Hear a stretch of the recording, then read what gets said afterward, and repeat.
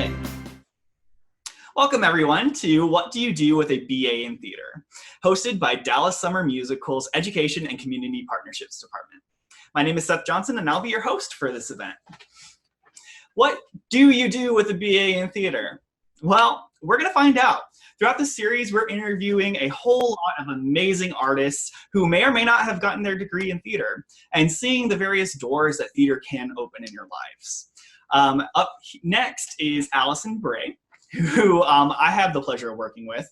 But Allison, why don't you go introduce yourself? Sure. Hi, my name is Allison Bret.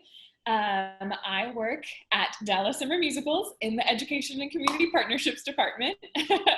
Seth and I have the pleasure of sitting about 3 feet apart from each other in our wonderful shared office. I work primarily on the community partnerships side of the team, but we all work closely together. I have my BA in educational theater from the University of North Texas, and I also have my Master's of the Arts in, brace yourself, it's a long title, Educational Theater in Colleges and Communities with an emphasis in diverse applied theater. And that Master's is from New York University. That is a super long title. Yes, it is exactly what you would expect from NYU, I think. Wow, well that's incredible, yes. And 3 feet apart is generous, it's more like 2. It's a small office, but lots of love in this office. So Allison, what was your journey to getting that master's degree at NYU? How did that go about? And then what was your theater career journey? How has that progressed as you have gone through this life journey, you know? Yeah. So I started taking theater classes when I was pretty young, like most people. I was probably in 1st or 2nd grade at Dallas Children's Theater. I'm born and raised in Dallas. So started taking classes with them, and eventually after a couple years of that, started performing in their children's shows and then in some of their main stage professional shows as well as kind of a child actor. It was an amazing experience. Got to meet a whole bunch of Dallas actors who are mentors and idols of mine right now. And then I did that kind of all throughout elementary and middle school. When I got to high school, I did a ton of theater at my high school as well. A little bit still at DCT, but mostly at school and through a local organization called Dallas Young Artists as well. That's run by an amazing team of professional artists here in Dallas. And then when I went off to college, I started my college journey at the University of Oklahoma, and I was a nursing major. I decided that theater was not going to be the path that I wanted to take full time as a career. So spent a year as a nursing major and I hated it. My parents are both in the medical field, and I thought, I really love people, love serving people, thought I would love it. And I did not at all. And I had a really sad year being away from theater. And the summer after my freshman year, I started working at DCT as a teaching assistant and pretty much immediately fell in love. I knew from that summer on that educational theater was really going to be my path. And so played around that year, went to a community college my sophomore year, kind of trying to figure out what school I wanted to end up at and what exactly I wanted that degree to be. And then ultimately landed at UNT. And I did that because I wanted to stay local, which turned out to be a really wonderful decision. I worked at DCT all throughout college, Dallas Children's Theater. I also got the opportunity to intern at Dallas Theater Center, and I started acting in community theaters and then made my way up to semi-professional theaters, and then actually ended up working professionally, joining the Equity Membership Candidacy Program while I was still in college. So before I even graduated with my BA in theater, I got work as a professional actress.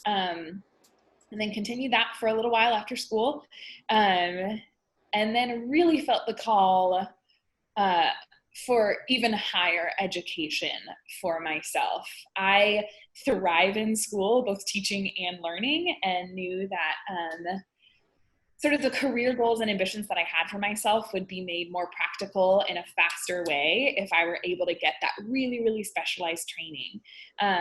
So I talked to some mentors of mine about different programs, applied to just two, and said, if I don't get into one of these, then master's grad school isn't for me right now.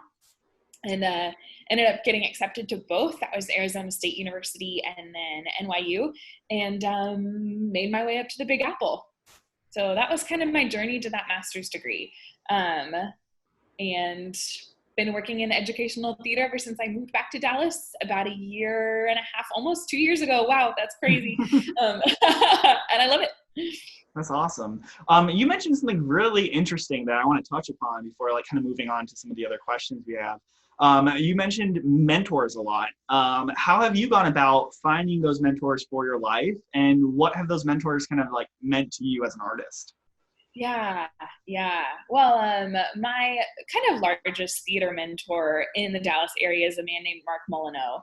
Mark is a vocal teacher. I started taking classes with him when I was a sophomore in high school. And he really drilled me on honing in on what I was really, really, really good at. And when I started being able to figure out and articulate the things that I was really, really, really good at, then I could find the intersection of those and what I wanted to do and kind of flourish and blossom into finding the exact career path that I wanted to take. So Mark was really my springboard for that. And I would consider him still like one of my largest life mentors. My other mentors kind of come from all different places. My college professor, who was the dean of the department, had his degree from Arizona State University, his master's in educational theater. So he kind of pushed me towards the master's degree route. And person that I worked under at Dallas Theater Center when I interned for them really pushed me towards fostering kind of more knowledge in the business side of theater. And so she was of a huge asset to me then as well. I think having a mentor in your life, finding a person who knows and understands your skill sets, your intentions, and your desires is everything. Yeah. Do you have any advice on how to find a mentor for a student? Like, say they're like, man, I want that. Like, how can I find my Mark? You can also have Mark Molyneux. I will pass along his contact information because he's wonderful and he will take all of you in.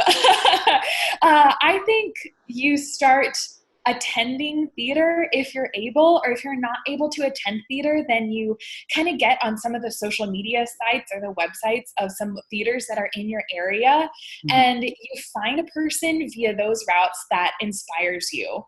One of the things that inspires me the most about the theater community is A, how resilient we are, and B, how willing to lend a hand we are. So I don't know of a theater practitioner, and by that I mean someone who's involved in theater in some capacity out there, who wouldn't be willing to start an email communication, start a text, have a phone call, have a cup of coffee with you, and talk to you about their career path and how you can emulate it. I mean, modern technology makes it really easy. If there's not already someone in your life who you know of like, that person inspires me, that's where I would start.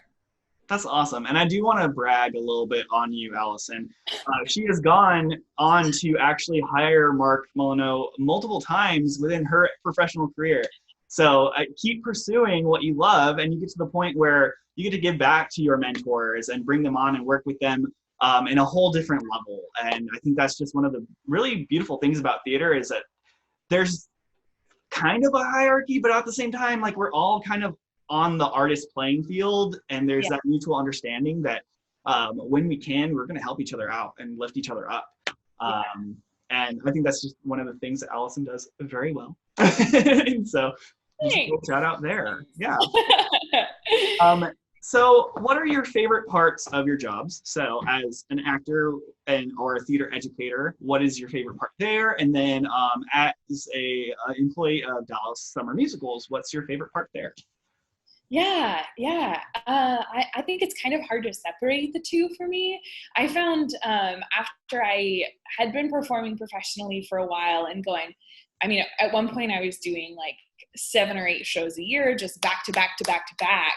And I found through doing all of that, that what lights my fire as an actor are the connections that I get to make with people, whether that's the people who I'm in the show with, or more commonly, the people who are in the audience who are taking in live what we're presenting to them and the experience that we're all having together.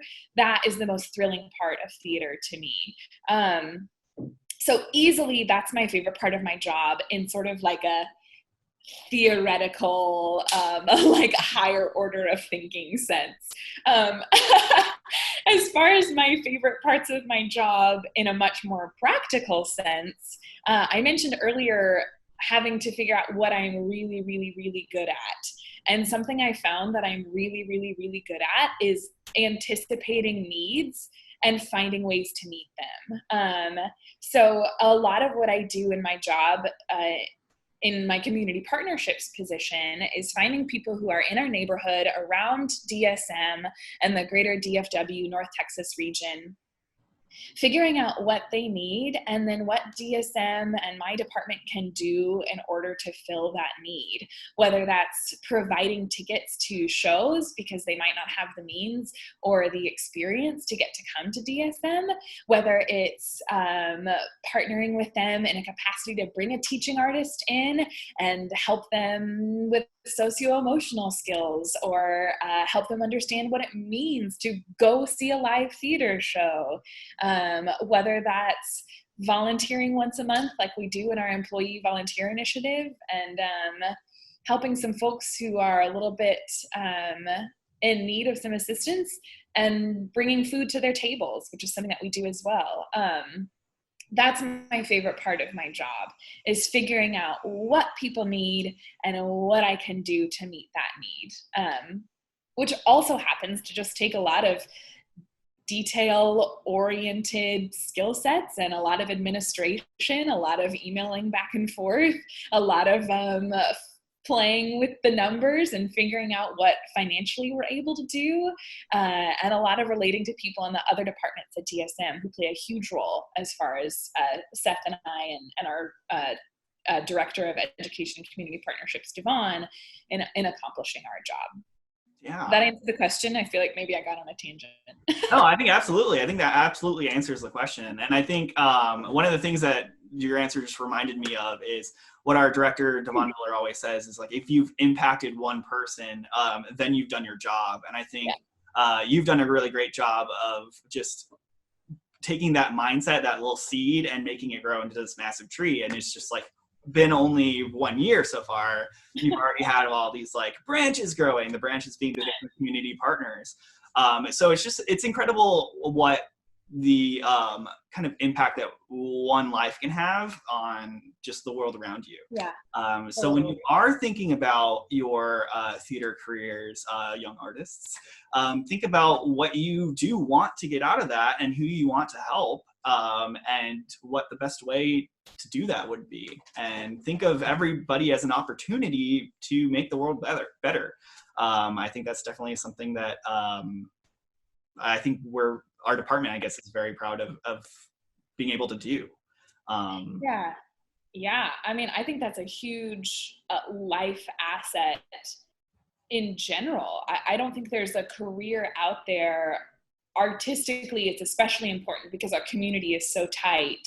But then beyond that too, where being a thoughtful and attentive human and thinking first of the people who are going to be impacted by your work is not going to be hugely beneficial. Mm-hmm. I agree. So, what in your theater career as an actor has prepared you for your educational theater work? And then this is really tricky since they're so close together. And you're still within the theater world, but there are nuances to our jobs. So how have those nuances flowed back and forth? What makes you a better actor and what makes you a better educator through those different careers? Yeah, absolutely. Love this question. My first instinct is always that innate ability to be able to thrive on your feet that comes with any level of performance. If you've done one performance, you have experience with thriving on your feet and figuring it out in the moment. And that was hugely beneficial to me, especially I spent a year teaching full time in a school. I taught at a performing arts charter school. I loved my students. They were amazing, bunch of elementary kids, but I had 350 of them. I saw them every 3 days. And if I did not have all of this experience being on stage and just making it work, there's no way I would have been able to manage a program that large. So that's always the first thing that comes to mind for me. The second thing that pops into my head really quickly is that empathy that you get from the physical act of embodying the shoes of another person. The stepping in role that comes with being an actor or being a director when you're stepping into the roles of all the different characters, or being a music director when you're stepping into the voices of the different performers that you're working with. I mean, that's inherent to every aspect of theater, means that there's a part of you that knows how to be another person. And thus there's a part of you that can offer understanding to almost every person that you come across. My favorite quote about acting is Viola Davis from the Oscars. I think it was 2016. And she said, I became an artist, and thank God I did. Artists are the only people alive who know what it means to live a human life. And I'm misquoting her a little bit, but it's somewhere along those lines. And I think that's so beautiful that as an actor and a performer and a theater practitioner, you get to live the lives of hundreds of different people.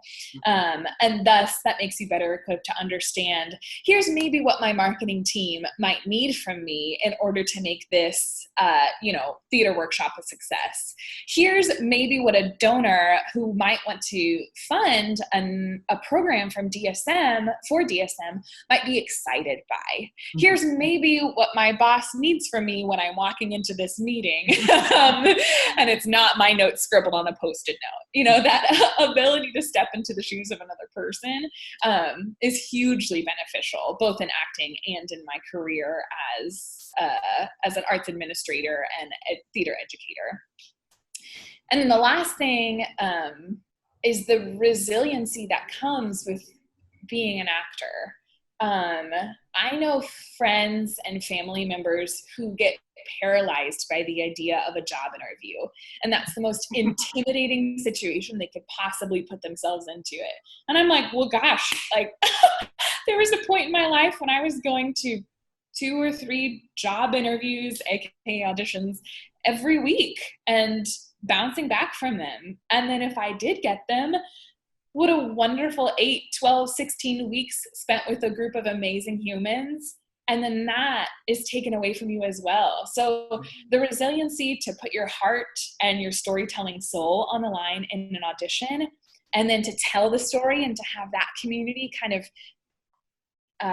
dissolved fairly quickly or diverted into a new capacity after a very short period of time, makes hugely resilient people who can adapt to any sort of circumstance because they've probably been there before.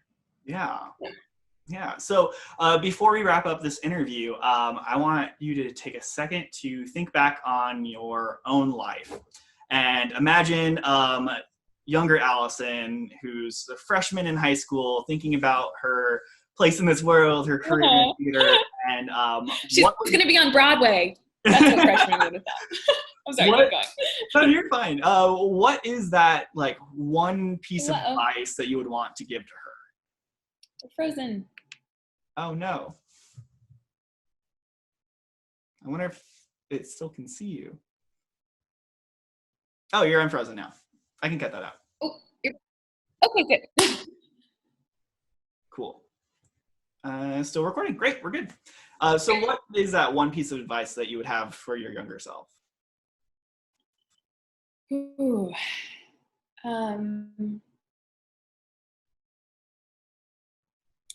I think freshman year me was so desperate for Broadway to be the goal. And Broadway still amazes and enthralls and excites me. And I've been blessed to see a lot of it. And that magic hasn't faded.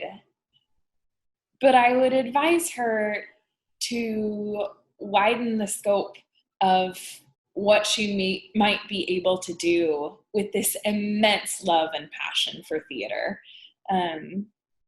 I think I would have been less intimidated going into my freshman year of college if I gave myself the breath and the opportunity to view theater as more than just, starring in whatever hit is coming to New York that season. There's so much theater out there and so many ways to be involved in it. I couldn't picture my life today without being an educator and being able to teach and inform and spread this love. That has transformed into so much more my goal than being on Broadway. So expanding those horizons, I think. Yeah. That's awesome. All right. Thank you so much, Allison. And at this point of the interview, we would like to welcome our special musical guests. If I loved you time and again, I would try to say all I'd want you to know.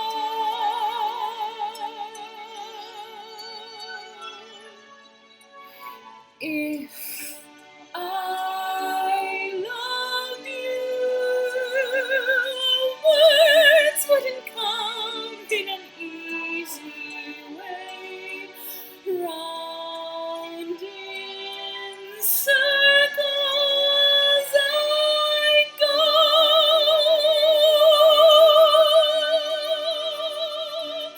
longing to tell you that I'll bright and shine. I'd let my golden chances pass me by. Soon you'd leave me, off you'd go in the mist of day. Never, never to know how